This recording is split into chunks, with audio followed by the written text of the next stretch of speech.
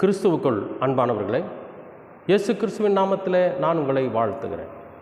இன்றைய அனுதின உணவிலே கர்த்தர் நமக்கு கொடுக்கிற வார்த்தை 1 யோவான் 2ஆம் அதிகாரம் 4வது வசனம்.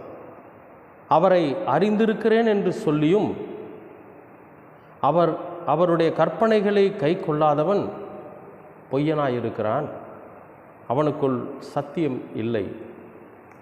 அன்பானவர்களே, இது ஒரு அறிவுரை.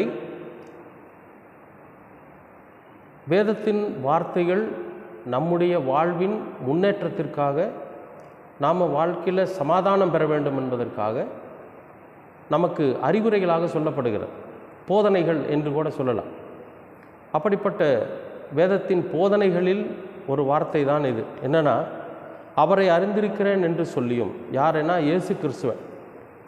இயேசு கிறிஸ்துவை அறிந்திருக்கிறேன் என்று சொல்லுகிற ஒரு மனிதன், அதாவது கர்த்தருடைய ஒரு பிள்ளை, அவன் இயேசு கிறிஸ்துவை அறிந்திருக்கிறேன் என்று சொல்கிறான். இயேசு கிறிஸ்துவை எப்படி அறிந்து கொள்ள முடியும் அப்படின்னா, அவர் உன்னதமானவர், அவர் பிதாவினுடைய குமாரன், அவர் எந்த சூழ்நிலையிலும் நமக்காக எல்லாவற்றையும் இழந்து, நமக்காக எல்லாவற்றையும் துறந்து தன் ஜீவனையே நமக்காக கொடுத்திருக்கிறார் என்பதுதான் அவரை அறிந்து கொள்ளக்கூடிய ஒரு விதம். இயேசு கிறிஸ்துவை எப்படி அறிந்து கொள்ள முடியும் அப்படின்னா, இந்த உலகத்தில் வாழ்ந்து கொண்டிருக்கிற மனிதர்களாகிய நாம் நம்முடைய சுயநலத்திற்காக எதை வேணாலும் நம்ம இழக்க தயாராக இருப்போம்.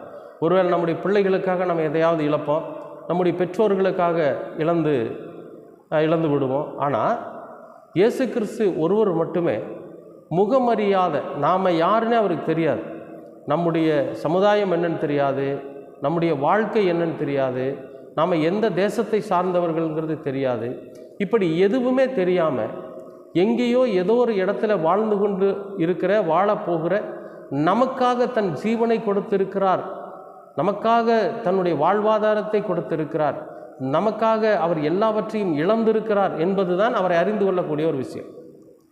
அப்படி இயேசு கிறிஸ்துவுடைய தியாகத்தையும் அவருடைய பெருந்தன்மையும் அவருடைய மனிதத்தையும் அறிந்திருக்கிற நாம் அவருடைய கற்பனைகளை கை கொள்ளலைன்னா எப்படி இருக்கும் நினச்சி பாருங்கள்.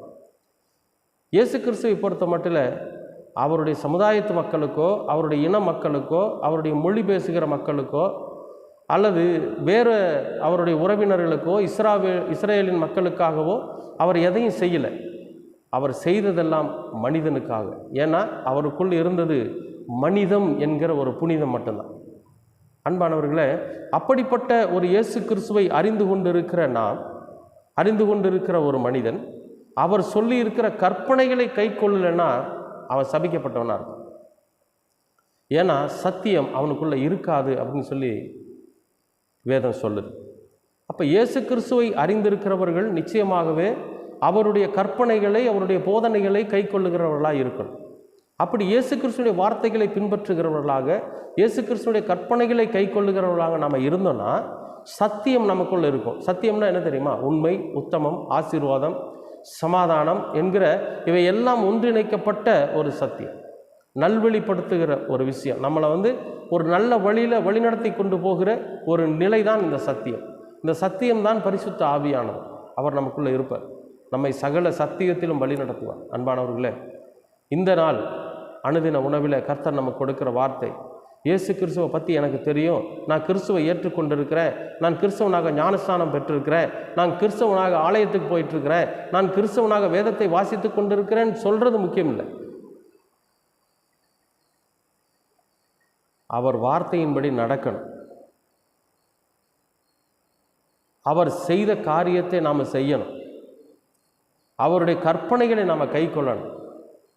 இல்லைன்னா சத்தியம் நமக்குள்ளே இல்லை, நாம் பொய்யர்களாயிருப்போம் என்று வேதம் சொல்லும். அதனால் நிச்சயமாகவே நாம் இயேசு கிறிஸ்துவை பின்பற்றுகிறவர்களாக இருப்போம், இயேசு கிறிஸ்துவின் வார்த்தைகளை நிறைவேற்றுகிறவர்களாக இருப்போம். ஏன்னா ஒரு வசனம், அதாவது 1 யோவான் 3:18 ஒரு வார்த்தை சொல்கிறார். என்னென்னா, என் பிள்ளைகளே, வசனத்தினாலும் நாவினாலும் அல்ல, கிரியைகளினாலும் உண்மையினாலும் அன்பு கூற கடவோம் அப்படிங்கிறது. இப்போது நம்முடைய ஆண்டவருடைய கற்பனை என்னென்னா, நீ உன்னிடத்தில் அன்பு கூறுவது போல பிறனிடத்திலையும் அன்பு கூறணும்னு சொல்லிக்கிறார். இது சும்மா வசனத்துக்காக வசனத்தை மட்டும் நம்ம சொல்லிட்டு போயிடக்கூடாது. ஆண்டவருடைய வசனத்தை சொல்லியிருக்கிறாரு, ஆண்டவர் இப்படிப்பட்ட காரியத்தை சொல்லியிருக்கிறாரு, ஆண்டவர் இப்படி கற்பனைகளை சொல்லியிருக்கிறார் என்று வெறும் வசனத்தை சொல்லிட்டு போகிற ஊழியக்காரனாவோ வெறும் வசனத்தை சொல்லுகிற ஒரு கிறிஸ்தவனாவோ நாம் இருந்துடக்கூடாது. அதை கிரியைகளினால் செய்கைகளினால் காட்டணும். நாம் அடுத்தவர்கள் மீது அன்பு செலுத்தி அதை நிரூபணப்படுத்தணும். உண்மையாகவே, அதாவது பொய்யான வாழ்க்கை அல்ல, உண்மையாகவே நாம் மற்றவர்கள் மீது அன்பு செலுத்துகிறவர்களாக இருந்தால் மட்டும்தான் சத்தியம் நமக்குள்ளே இருக்கும். இல்லைன்னா சத்தியம் நமக்குள்ளே இருக்காது.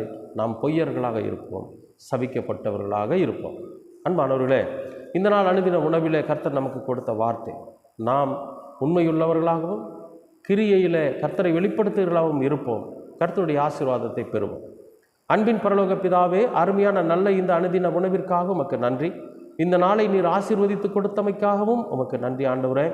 கர்த்தாவே, இந்த நாளிலே நாங்கள் கேட்ட வசனத்தின்படி நாங்கள் உம்மை அறிந்திருக்கிறபடியால் உம்முடைய கற்பனைகளை கைக்கொண்டு உம்முடைய போதனைகளை கைக்கொண்டு அதை வெறும் வாயினாலோ அல்லது வசனத்தினாலோ செய்யாமல் கிரியைகளினாலும் உண்மையினாலும் அதை செய்து நாங்கள் உம்முடைய பிள்ளைகளாக சத்தியத்தை எங்களுக்குள்ளே நிலைநிறுத்தி கொள்ளுகிற பிள்ளைகளாக ஜீவிக்க நீர் கிருபை பாராட்டும். தொடர்ந்து உமது கிருபையும் அன்பும் இயேசு கிறிஸ்துவின் வசனங்களும் போதனைகளும் எங்களை வழிநடத்தட்டும். எல்லாவற்றையும் உமது திருக்குமாரனாம் இயேசு கிறிஸ்துவின் வழியாக கேட்கிறோம் நல்ல பிதாவே. ஆமேன், ஆமேன்.